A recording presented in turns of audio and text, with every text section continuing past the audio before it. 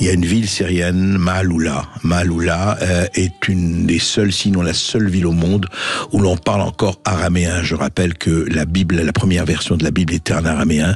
On dit que c'est la langue du Christ. En tout cas, très belle chanson, très belle mélodie, très émouvante. D'autant plus que ce qui se passe aujourd'hui et qui vraiment, nous concerne tous aussi, même si on est loin. Vous savez, on se dit, on est à 1000 kilomètres, la Syrie c'est loin, oui, l'Ukraine c'est loin, tout est loin, mais en fait, tout est près.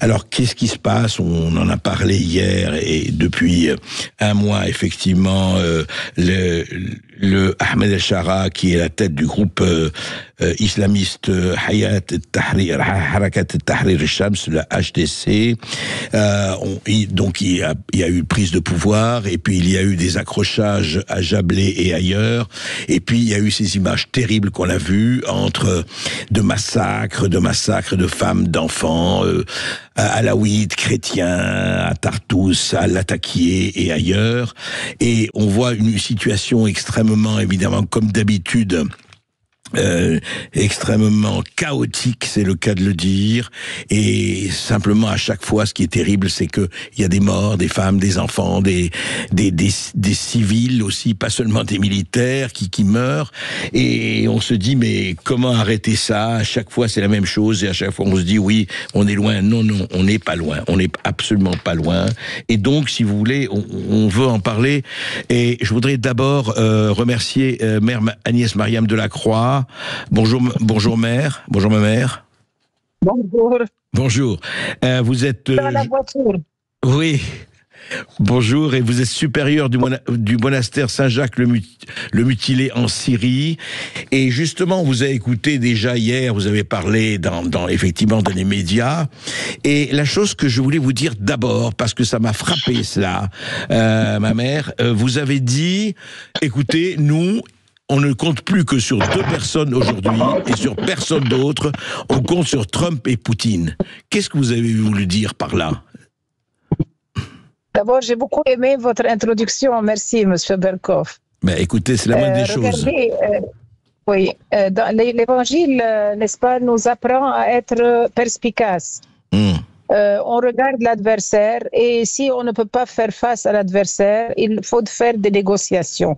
Oui. Aujourd'hui, la Syrie, c'est-à-dire, elle a terminé en queue de poisson, il faut le reconnaître. Les sponsors qui, soi-disant, étaient amis du peuple syrien, qui ont voulu lui accorder la liberté, la démocratie et l'égalité des droits et les droits de l'homme, ont fini par lui présenter, ou bien par présenter le peuple syrien sur un plateau en argent à un terroriste attitré avec son organisation. Le fait qu'il porte une cravate n'est pas, c'est-à-dire un changement substantiel dans son idéologie. Les derniers événements en sont le meilleur témoin, et c'est un témoin effrayant. C'est pourquoi, devant l'inutilité de tout effort, soit de considération, soit de témoignage, soit, c'est-à-dire nous n'avons plus rien comme ressources, ni arguments. Alors nous devons nous réfugier entre les bras des plus forts. Aujourd'hui, les plus forts ici sur la scène syrienne est M. Poutine, car il a un contingent assez considérable. Il a une base, etc. D'ailleurs, nous avons vu, ma mère, que beaucoup de gens se sont réfugiés dans ce camp russe, effectivement, dans les camps russes qu'il y avait.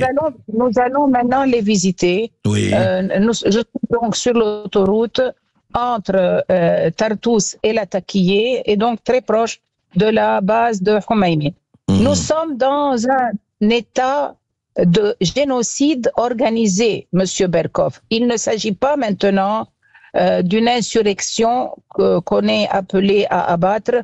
Je ne me mêle pas de l'insurrection, je ne me mêle même pas de la furie de la populace qui a pu, n'est-ce pas, s'épancher dans des actes de vengeance. Je me mêle de forces organisées, de factions organisées, de type salafiste, à qui les forces de sécurité qui sont de la même famille ouvrent la voie et travaillent et coordonnent pour que ces gens-là entrent dans des zones résidentielles et massacrent des innocents terrés chez eux. C'est cela qui me fait peur. C'est un génocide, une épuration ethnique en bonne et due forme, que ce soit dans les villes, dans les rues alaouites ou bien dans les villages. Oui. Et alors justement, ce que vous dites, juste pour terminer cela, vous dites donc Poutine, les Russes qui sont là. Et pourquoi Trump? Parce que c'est l'autre homme fort de la situation mondiale? Bien sûr, Monsieur Trump, il est l'homme fort de la situation mondiale. S'il impose, il peut imposer. D'ailleurs, il y a une certaine entente bilatérale qui pourrait peut-être donner quelques fruits. Moi, j'en appelle à n'importe quel État. Si Israël, j'ai déjà, c'est-à-dire lancé une alerte, si Israël, qui a déjà déclaré sa proximité aux Druzes, voudrait bien venir nous protéger, nous serions très satisfaits. Si l'Arabie saoudite voudrait mettre fin à cette furie salafiste et venir nous protéger, l'important, c'est d'épargner les innocents. Alors pour vous, la Syrie aujourd'hui, ça fait quand même des années et des années, on va en parler aussi longtemps avec Adan Azam, et pour vous, la Syrie aujourd'hui, elle est vraiment au bord du gouffre parce que ça fait des années que ça dure et on a l'impression que c'est sans fin, ma mère. Comment peut-on en sortir, à votre avis? Monsieur Berkoff, elle n'est pas au bord du gouffre, elle est dans le gouffre. Ouais. Elle ne pourra en sortir qu'avec une tutelle internationale de bonne volonté. Elle ne pourra pas en sortir. C'est faux de dire qu'elle pourra. On est livré pieds et poings liés à une faction qui s'appelle Jabhat al-Nusra. C'est très simple. Le front al-Nusra. Oui. Est-ce que vous voudriez, c'est-à-dire est-ce que vous voudriez donner les rênes de votre gouvernement à une faction pareille? La bonne charité, c'est de souhaiter aux autres ce que nous accepterions pour nous-mêmes, Monsieur Berkoff. C'est un scandale. C'est un scandale moral, c'est un scandale éthique. Vous voulez enlever Bachar el-Assad, vous nous donnez, c'est-à-dire en contrepartie, quelqu'un qui est peut-être, je ne vais pas faire une comparaison, mais regardez, faites vous-même le bilan. Mais oui. C'est un véritable cauchemar.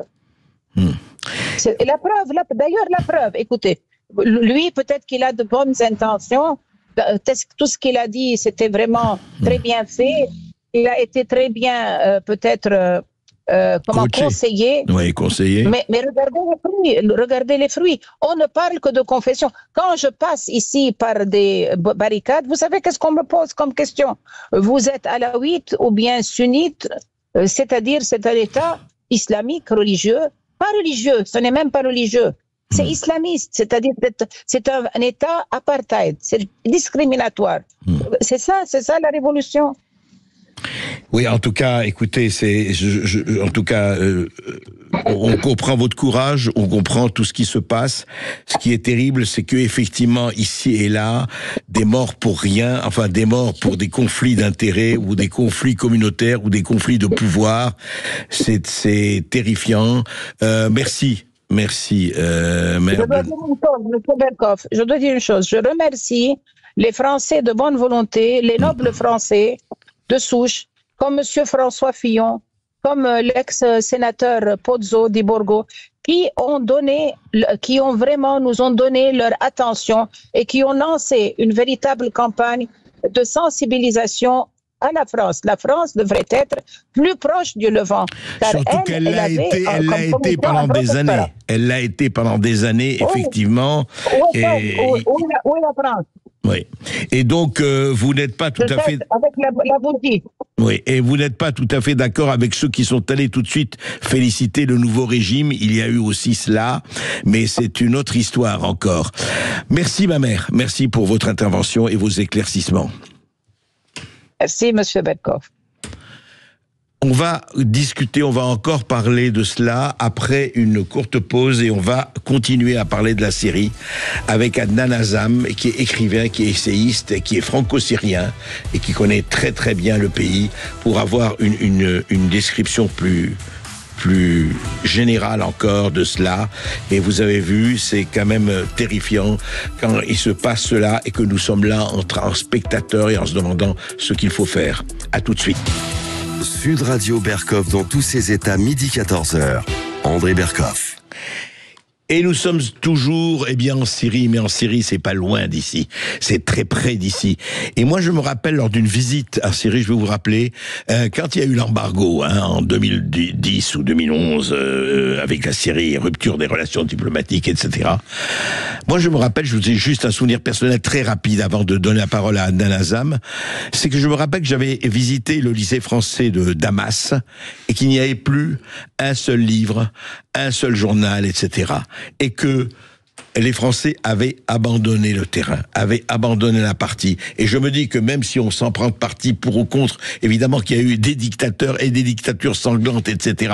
Mais ne pas garder une présence française alors que la Syrie, comme le Liban, étaient des pays très liés à la France, je ne crois pas que ce soit une bonne idée. Adnan Azam, justement, je rappelle deux de vos livres, je l'avais lu, on se connaît depuis longtemps, mais vous avez écrit « Quand l'Arabe s'éveillera, 300 jours de quête à cheval entre Orient et Occident », qui est aujourd'hui en vente sur Amazon, et tout récemment, vous avez, ça c'est un livre qui a été publié il y a 10 ans, mais que vous avez republié, et puis, Qui a murmuré à l'oreille de Poutine, donc 300 jours à cheval, cette fois-ci à travers la Syrie, la Jordanie, l'Irak, l'Iran, l'Azerbaïdjan et la Fédération de Russie. Alors, vous êtes quelqu'un qui a effectivement parcouru le monde, vous êtes franco-syrien, et je voudrais avoir alors votre avis, vous avez écouté Mariam. Qu'est-ce que vous pensez de cette situation? Et comme vous dites, on en parlait hors antenne, ça fait non pas des années, mais des siècles que tout ça dure. Si tu me permets, très très rapidement, André, je donne un tout petit aperçu historique de la Syrie. Oui. En 500 avant Jésus-Christ, c'est les Perses qui ont envahi la Syrie, ils ont resté 200 ans. 500 ans avant Jésus-Christ. Absolument. C'est ça, d'accord. Et puis, au bout de 200 ans, Alexandre le Grand, il monte à cheval et il va chasser les Perses et il s'installe en Syrie pendant 300 ans. 300 ans, la présence grecque, jusqu'aujourd'hui, on le sent dans toutes les ruelles de Damas ou de Souaïda ou de Latakia. De construction, de culture, de beaucoup de choses. 50 avant Jésus-Christ, les Romains, avec leurs lions et leurs tigres, ils arrivent. Les occupations. Et ils chassent. Mais ça s'appelait comment la Syrie à l'époque? Toujours la Phénicie, la Syrie. C'est ça, la Phénicie, oui, voilà, Syrie, Liban, tout ça. D'accord. Voilà. Alors, alors allons-y, parce qu'on va avancer. Bien sûr, oui. donc les Romains arrivent, ils chassent les Grecs, ils s'installent à leur place. Ils restent jusqu'à 600 après Jésus-Christ, et il y a les musulmans qui arrivent. Les musulmans, ils arrivent, et le premier État syrien, les Omeyyades, s'installent à partir de Damas. Ils foncent vers l'ouest jusqu'à l'Andalousie, ils traversent les Pyrénées jusqu'à Tours. Et après les Omeyyades, c'est les Abbassides à Bagdad, 800 ans, les Arabes, qui aujourd'hui ils sont complètement par terre, mais pendant 800 ans, ils étaient le maître de monde de l'océan Atlantique jusqu'à la Chine. À la fin de leur règne en Espagne, la décadence a commencé parce qu'il y a un bagarre intellectuel existentiel entre deux théories. Il y a Averroès, Ibn Rushd, et Al-Ghazali. Ibn Rushd, Averroès, c'était la dialogue, la démocratie, le combat d'idées. Et Al-Ghazali, il était non, Allah a dit, Mohammed a dit, tac, les musulmans, ils l'intégrisme, quoi. L'intégrisme, oui. Les Arabes, ils s'enfoncent dans l'intégrisme, et là, l'État tombe. Ça, c'était en 1492. Pendant ce temps-là, les Ottomans... La Reconquista espagnole, etc. Absolument. Et pendant ce temps-là, oui. Pendant ce temps-là, l'Empire ottoman, il se prépare.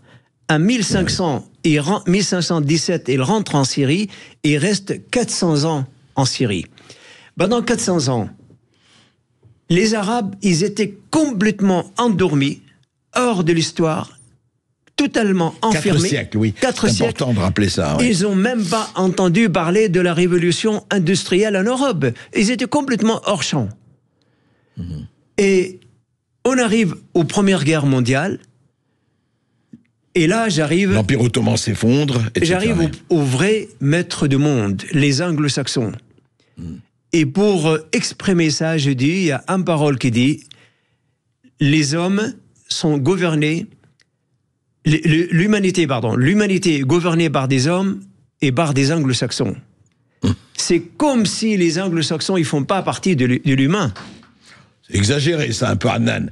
Parce que vous savez ce qu'on dit aujourd'hui, non, juste un mot. Je crois que c'est même presque dépassé. Vous savez ce qu'on dit aujourd'hui? Ouais. Dieu a créé le monde, et bien le reste, c'est les Chinois. Ben c'est très bien, parfait.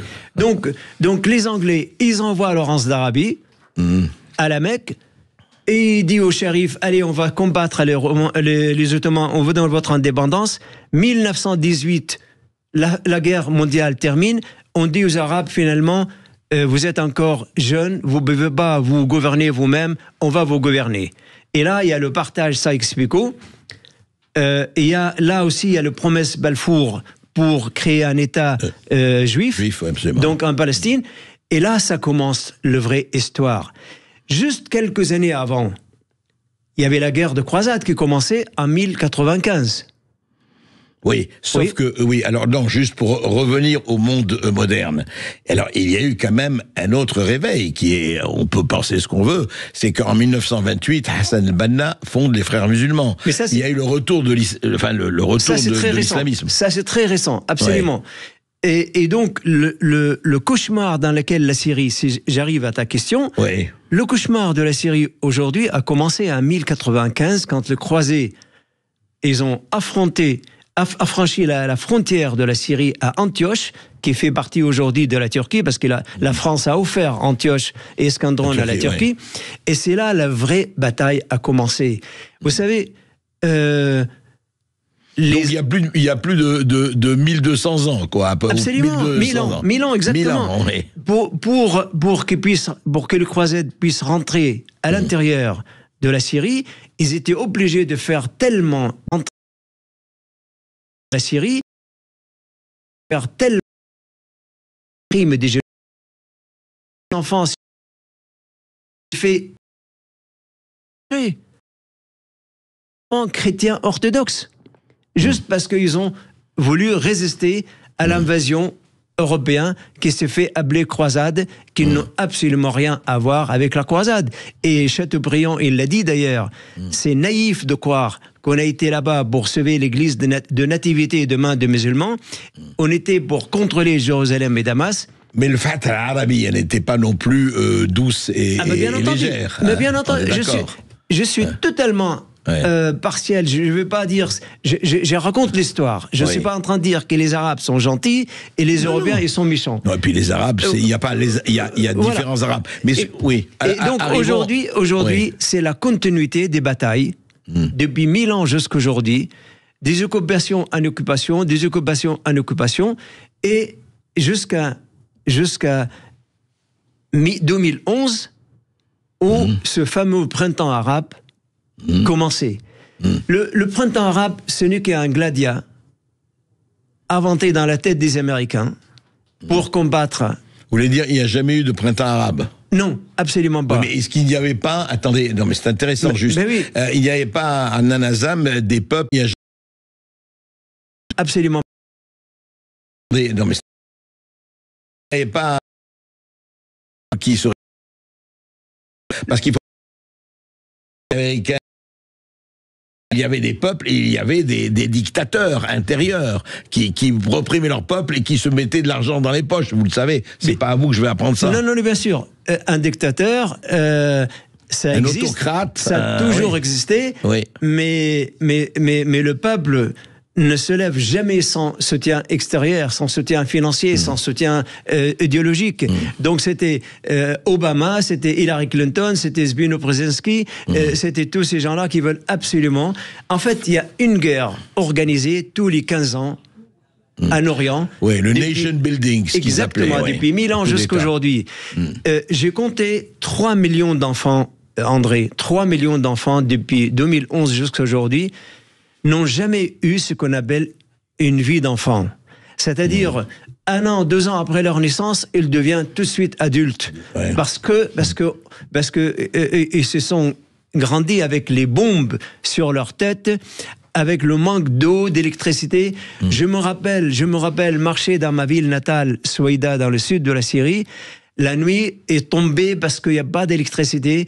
Je me rappelle passer une journée entière moi-même, et pourtant j'étais vice-gouverneur, pour avoir une baguette de pain, ou rester dans ma voiture 2-3 jours pour avoir... Hanan, je comprends, c'est terrible. On va faire... Donc aujourd'hui, ce qui se passe il y a quelques jours en Syrie, c'est vraiment une de Syrie. Vous voulez dire, c'est un épisode sanglant de plus dans la longue histoire. Absolument. Ouais. Et ce qu'a dit tout à l'heure la mère Marie, donc c'est parce que elle a dit qu'on accepte la protection d'Israël, c'est complètement faux. Je veux dire, c'est pas Israël qui va protéger. Israël et la Turquie, ils font partie de belligérants pour justement aggraver... Oui, la Turquie d'un côté... Exactement, pour aggraver la situation en Syrie. Donc aujourd'hui... Oui, mais alors comment on peut... C'est-à-dire qu'il y a quand même ce problème, et qui n'est pas que syrien, c'est que effectivement, elle dit aussi, est-ce que vous êtes alaouite ou pas? Alaouite, c'est une minorité, on en a parlé déjà hier. Aujourd'hui, est-ce que ça va être une guerre entre alaouites et sunnites? Mais comment il se fait? La question que je vais vous poser, et après on fera vraiment d'ici une semaine, 15 jours, quelque chose de fond, une émission spéciale à Nanazam. Mais comment il se fait que les peuples, ils ne sont pas tous, on va pas mettre tout le peuple dans le même sac, ils ne sont pas tous des moutons prêts à se faire égorger? Comment ça se fait que jusqu'à présent, la Syrie, comme d'ailleurs l'Ukraine, et on fait la guerre par procuration, que ce soit la Turquie, Israël, l'Amérique, la Russie, à travers la Syrie, qui en prend plein la tête, et de manière terrible, et on se massacre, et on continue. Malheureusement, c'est pas moi qui l'a dit, c'est Marx qui l'a dit, que la religion est le pion du peuple. La religion, l'opium du peuple. Absolument. En Europe, ça a été la guerre de 100 ans. Quand on mettait la tête d'un protestant comme ça, on fait coller l'huile sur sa nuque, et on était fiers de faire ça. Aujourd'hui, les Européens, ils se sont sortis de cette situation partiellement. Partiellement, absolument. Et ça continue au Moyen-Orient et sûr, ailleurs. Absolument. Il n'y a pas longtemps, c'était les Juifs en Allemagne, qui étaient soi-disant des diables, il faut les exterminer. Aujourd'hui, les chiites contre les sunnites contre les chiites, et les anglo-saxons, ce sont les metteurs en scène qui font absolument de véritables coups de théâtre pour garder la main sur le pétrole et sur le gaz. Quand Trump a dit qu'il va récupérer Gaza pour construire des casinos... La Californie. Des casinos, je veux dire... Mais il faut être fou pour dire ça. Oui, mais le problème, c'est vrai, Hanan, mais pour terminer avec ça, mais il faut être fou pour continuer à se massacrer et qu'il y ait des millions de morts. Ce sont des fous, bien entendu.